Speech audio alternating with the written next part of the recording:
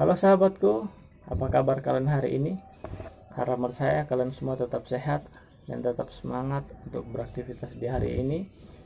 Dan kembali lagi bersama saya, berbagi pengalaman, cerita, edukasi, dan referensi bagi kalian yang mengalami anxiety GERD ya, seputar anxiety GERD. Oke, di video kali ini saya akan bercerita kembali mengenai pengalaman saya, dan topik yang saya akan ceritakan saat ini adalah melaksanakan pernikahan dalam keadaan awal GERD anxiety. Ya, jadi begitu ya sahabat ya. Oke, mau saya langsung cerita saja. Saya telah mempersiapkan saat itu pernikahan saya sebulan ya, sebulan sebelum hari H gitu ya. Sudah menyiapkan undangan, kemudian menentukan tempat, udah memilih wedding organizer, terus juga udah mencari fotografer gitu ya, dan semuanya udah kami siapkan. Bahkan kami juga udah mempersiapkan jauh-jauh hari pakaian yang akan kami gunakan saat pernikahan nanti, baik itu pakaian istri saya atau gaun pengantin istri saya, dan setelan jas untuk saya pribadi ya. Nah, di saat itu saya masih belum terkena anxiety GERD ya sahabat. Jadi kurang lebih sebulan lebih daripada persiapan kami ke hari H, akhirnya saya jatuh sakit atau opname gitu ya. Nah, saya kembali menceritakan mengapa saya bisa jadi jatuh sakit, sebabnya apa. Tentu kalian ingin tahu gitu ya, walaupun saya sudah pernah ceritakan di video-video saya yang sebelumnya. Awal saya pertama kali jatuh sakit itu pada saat saya tugas pekerjaan gitu ya. Ada laporan pekerjaan yang saya harus kerjakan, estimasi sampai siang gitu ya, diberikan oleh perusahaan, dan baru diinformasikan sekitar jam 10, jam 11 untuk kami kerjakan. Biasanya kami mengerjakan itu sangat mudah ya, karena sudah dipermudah daripada sistem perusahaan atau program perusahaan, sehingga kami hanya mengeceknya saja gitu ya. Namun di case saat itu berbeda ya sahabat. Sistem kami lagi error atau program perusahaan lagi error, sehingga kami mengambil data itu secara manual ya sahabat ya. Saya sudah perceritakan juga di video saya sebelumnya pekerjaan saya di dunia smartphone gitu ya. Jadi akhirnya saya mengambil data customer atau data stok daripada customer itu satu persatu begitu ya. Saya telepon, saya WhatsApp, dan saya mengerjakannya sendiri. Walaupun saat itu saya memiliki tim juga ya, namun saat itu tim saya tidak ajak untuk mengerjakan laporan ini. Saya mengarahkan dia untuk membantu saya untuk mengontrol karyawan gitu ya, dan saya yang mengerjakan laporan itu. Nah, di saat itu saya karena terburu-buru gitu ya, dan sebelumnya pun memang sudah ada gejala-gejala tanda-tanda GERD anxiety, seperti panas di bagian lambung yang setiap malam hampir setiap hari saya rasakan, insomnia begitu ya, terus badan saya lemas, dan saya baru sadar rupanya itu sudah tanda-tanda menuju ke GERD anxiety, namun saya belum sadar saat itu. Sering berjalannya waktu saya mengerjakan, dan saya kesulitan gitu ya, karena kerjakannya manual gitu ya, tidak sama seperti biasanya karena sistem kami lagi error. Akhirnya di situ saya tidak sarapan, telat makan siang gitu ya, sudah telat makannya dikit lagi ya. Setelah itu pada saat itu juga sedang musim durian gitu ya, saya ditawarkan durian dan saya makan durian. Kemudian malamnya saya telat makan ya, sekitar jam 10 gitu ya. Jadi saya mengerjakannya itu dari pagi sampai jam 9 malam atau jam 8 malam kurang lebih ya. Eh, dan sebenarnya sudah lewat daripada waktu yang ditentukan oleh perusahaan, yaitu pengumpulan data jam 2 siang. Namun karena data yang begitu banyak yang saya harus kumpulkan, karena saya selalu menjaga kepercayaan atau tanggung jawab begitu ya, jangan sampai ada stok yang tidak terdata gitu ya dan merugikan customer, itu yang saya hindari. Oleh karena itu saya berusaha untuk mendapatkan semua stok yang ada di toko-toko sehingga saya bisa melaporkannya ke kantor. Oke, singkat cerita, eh, saya pulang jam 9 malam dan sudah mulai lemas, sudah mulai kelingan gitu ya, karena tidak makan malam. Dan saya coba makan malam tapi sudah tidak nafsu lagi. Nah disitulah saya udah mulai lemas. Di situ saya perasaan mual, kemudian kayak apa ya, kayak nafas pendek gitu ya. Akhirnya saya minta tolong kepada adik saya untuk gosokin minyak di belakang saya gitu ya. Saat itu masih belum menikah, masih bujang ya, masih sementara ngurus pernikahan. Jadi dikusutin, digosokin minyak gitu ya, agak enakan. Kemudian besoknya saya ikut briefing, saya di situ sudah mulai kurang enak badan, saya izin gitu ya. Hari yang kedua saya izin lagi saat briefing, di hari yang ketiga saya izin lagi saat briefing, dan di hari yang ketiga itu disitulah saya opname ya, atau dilarikan ke rumah sakit. Paginya masih sempat ke puskesmas dan saya dilarikan ke rumah sakit itu di sore ya, karena sudah tidak tahan lagi, sesak gitu ya, sesak napas, perut terasa kembung gitu ya, terasa penuh dan badan lemas, kelengan, udah nggak karuan, panik ya. Rupanya itu serangan panik, saya baru sadar sampai di rumah sakit. Saya pun udah pernah cerita, dan tidak apa-apa saya coba ceritakan lagi kepada kalian mungkin yang belum menyaksikan video saya sebelumnya.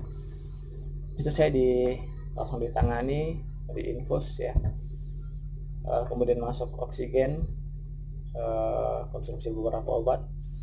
Dokter mengatakan bisa dirawat jalan gitu ya, namun saya waktu itu memutuskan untuk dirawat inap saja karena saya merasa sesak dan saya membutuhkan oksigen. Rupanya itu saya nggak sadar itu hanya psikosomatis saja gitu ya, atau rasa trauma. Akhirnya saya rawat inap 1 hari 1 malam di rumah sakit, itu saya balik gitu ya. Singkat cerita lagi, akhirnya saya di rumah ya. Setelah pulang dari rumah sakit, saya di rumah istirahat gitu ya, namun kondisi saya makin parah gitu ya. Walaupun sudah banyak obat yang diberikan dari rumah sakit, tapi kok saya merasa makin parah, makin sesak, makin, saya tidur hampir 2 hari itu saya cuma tidur saja gitu. Saya makan aja sambil disuapin sambil tidur, bayangin sahabat. Duduk begini tuh nggak bisa, rasanya kayak mau pingsan, kayak mual gitu ya, sesak banget gitu ya. Oke, singkat cerita, saya jalani gitu ya, dan saya sudah mempersiapkan pernikahan saya sebelum saya sakit itu ya. Saya ke tempat penjahit jas ya, karena kami saat itu kostum pernikahan kami itu jahit sendiri ya. Istri saya gaunnya juga jahit sendiri, setelan jas saya juga itu saya jahit sendiri. Nanti saya coba carikan filenya, kalau ketemu saya bisa tayangkan dan saya bisa memperlihatkan di saat saya fitting gitu ya. Jadi di saat saya fitting itu badan saya itu masih apa ya, dibilang gemuk juga enggak, ideal lah gitu ya, agak berisi ya daripada saat ini gitu ya. Istri saya juga sudah fitting juga dan sudah pas. Saya juga udah fitting saat itu, namun masih ada yang beberapa perlu perlu direvisi gitu oleh penjahitnya. Dan estimasi kami menjahit baju itu sekitar 1 bulan ya. Kami berikan waktu untuk menyelesaikan setelan jas saya dan juga pengantin dari istri saya. Nah, langsung saja ke ceritanya. Jadi jatuhlah saya sakit gitu ya, jatuhlah saya sakit, dan daripada pihak istri itu sudah mendesak gitu ya, karena pernikahan saya itu diundur ya sahabat ya. Waktunya itu diundur sekitar 2 minggu. Jadi kami mengadakannya itu di hari Valentine ya, yang kami rencanakan pada saat saya masih sehat itu di hari Valentine 14 Februari. Akhirnya karena saya jatuh sakit 8 hari sebelum hari H ya, 8 hari sebelum hari H saya jatuh sakit. Kemudian diundur sekitar 2 minggu gitu ya. Sebenarnya saya masih belum mau menyelenggarakan gitu ya, saya ingin di cancel coba untuk beberapa lama lagi, tunggu sampai saya agak baik kan gitu. Namun keluarga dari pihak istri sudah sangat mendesak saat itu, mempertanyakan kapan diselenggarakannya, karena di cancelnya pun sudah 2 minggu lebih gitu ya. Jadi pihak dari istri sudah mendesak sekali juga bahwa ayo segera dilaksanakan karena sudah telat 2 minggu daripada hari H gitu ya. Undangan juga sudah tidak terpakai lagi karena sudah lewat daripada harinya gitu ya. Dan semua juga persiapan semua di cancel saat itu. Dan akhirnya saya memutuskan untuk ya sudahlah, saya coba jalani saja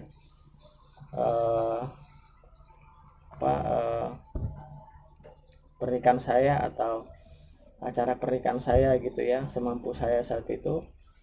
Nah, teman-teman perlu ketahui pada saat saya memakai jas itu ya, di waktu saya sudah mau menyelenggarakan pernikahan itu sudah longgar ya sahabat ya, semuanya serba longgar karena saya turun dari 57 kilo menjadi 49 kilo, jadi semuanya serba longgar gitu ya, sudah tidak fit lagi di badannya. Namun pada saat saya sebelum sakit itu dan saya fitting ke penjahitnya itu wah keren lah pokoknya ya sahabat ya, itu semua fresh, di badan saya semua fresh. Namun setelah saya jatuh sakit dan saya fitting lagi itu sudah kendor-kendor semua ya. Nanti saya coba carikan filenya, saya akan coba tayangkan. Muka saya udah kurus, kusam, urak-urakan gitu ya, seadanya saja lah, yang penting bisa terselenggara gitu ya. Karena saya juga tidak enak juga, dari pihak istri juga sudah menunggu beberapa lama gitu ya. Lalu terselenggaralah acara pernikahan kami saat itu ya. di masa saya sedang mengalami GERD anxiety. 2 minggu ya, 2 minggu setelah saya opname, akhirnya kami menyelenggarakan pernikahan kami. Itu kondisi saya sangat-sangat tidak stabil ya. Jadi pada saat pelaksanaan pernikahan itu saya mengantongi obat lambung gitu ya. Jadi sembari saya menjalani acara pernikahan itu, muka saya coba usahakan untuk tetap tersenyum agar kerabat-kerabat atau keluarga bisa melihat bahwa saya itu sehat-sehat saja. Saya coba tetap tersenyum walaupun badan saya itu jujur kram ya, semua ini kram ya, kram terus grogi gitu ya, panik, gelisah, sesak gitu ya, napas pendek, terus panas bagian perut saya itu terasa panas begitu ya. Wah udah kalang kabut lah, udah gemetaran juga, ada kerabat ada keluarga rame gitu, jadi saya grogi saat itu. Nah selama acara berlangsung saya makan obat gitu ya, saya diam-diam makan obat pertama, saya makan pertama. Setelah itu selang 1 jam lagi saya kurang fit lagi, saya makan lagi obat yang kedua gitu ya sahabat. Jadi pokoknya sangat memprihatinkan lah keadaan saya saat itu. Setidaknya sahabat bisa bayangkan, dan mungkin barangkali jika ada di antara kalian juga yang mengalami hal yang sama, melaksanakan hari pernikahan kalian dengan tubuh yang mengalami GERD anxiety itu sangat-sangat memprihatinkan ya sahabat ya. Jujur saya sangat menderita ya di hari yang harusnya menjadi hari kebahagiaan saya, namun di saat itu saya merasa kok menjadi hari yang istilahnya menderita bagi saya gitu ya. Mungkin istri saya tetap kusuh gitu ya menjalaninya, tetap bersuka cita, namun kalau saya pribadi ditanya, jujur saya menderita saat itu. Ya begitulah rencana Tuhan ya, kita tidak tahu. Kita memang sebagai manusia hanya bisa merencanakan saja. Namun situ saya sadar rupanya bagaimanapun kita mengandalkan kekuatan kita sebagai manusia, namun terlepas daripada semua itu, daripada semua kesombongan kita atau kita merasa bahwa kita hebat dan selalu sehat dan selalu kuat, ternyata kita sebagai manusia terbatas gitu ya. Hanya Tuhanlah yang mampu memberikan kita kekuatan, yang memberikan kita segalanya gitu ya. Tanpa kasih dari Tuhan atau tanpa pertolongan Tuhan, kita tidak mampu untuk menjalani segala aktivitas kita begitu. Itu saya menyadarinya. Dan sedikit cerita lagi, selesailah proses pernikahan itu atau acara pernikahan itu. Pulang di rumah itu saya langsung ganti pakaian dan saya langsung coba makan ya. Makan pun tidak nafsu lagi. Setelah itu saya coba istirahat baring, dan disitu saya menjalani aktivitas saya sehari-hari dengan keadaan sudah resign dari pekerjaan gitu ya, sudah tidak bekerja lagi, dan saya proses recovery-nya sangat lama ya sahabat ya, hingga saat ini ya saya sudah merasa baikan begitu ya sahabat ya. Oke, mungkin itu saja video yang saya bisa bagikan bagi kalian. Jika bagi kalian ada mengalami hal yang sama seperti saya, boleh kalian komen di bawah sehingga kita bisa sharing-sharing gitu ya tentang pengalaman kita mengadakan acara pernikahan dalam keadaan tubuh yang lemah gitu ya, memiliki GERD dan anxiety. Oke, mungkin ini saja video yang saya bisa bagikan. Semoga video ini bermanfaat dan menjadi referensi edukasi bagi kalian, dan terlebih menjadi motivasi bagi kalian agar kalian segera mendapatkan kesembuhan yang kalian tunggu-tunggu, bahkan lebih cepat daripada yang kalian harapkan. Saya doakan itu dan saya harapkan itu. Biarlah pengalaman saya bisa menjadi motivasi bagi kalian untuk kalian tetap berbahagia ya, seperti di video saya sebelumnya, memiliki hati yang gembira, tetap bersyukur, dan tetap bersuka cita walaupun keadaan kalian sedang tidak baik begitu ya. Namun tetaplah kalian harus tetap berbahagia dan tetap semangat. Oke, mungkin itu saja video yang saya bisa bagikan. Sampai ketemu di video saya selanjutnya. Tetap dukung saya untuk berbagi informasi. Kalian bisa subscribe, like, dan komen gitu ya, dan bisa share juga. Nanti saya akan coba balas. Dan terima kasih telah menyaksikan video ini. Thank you.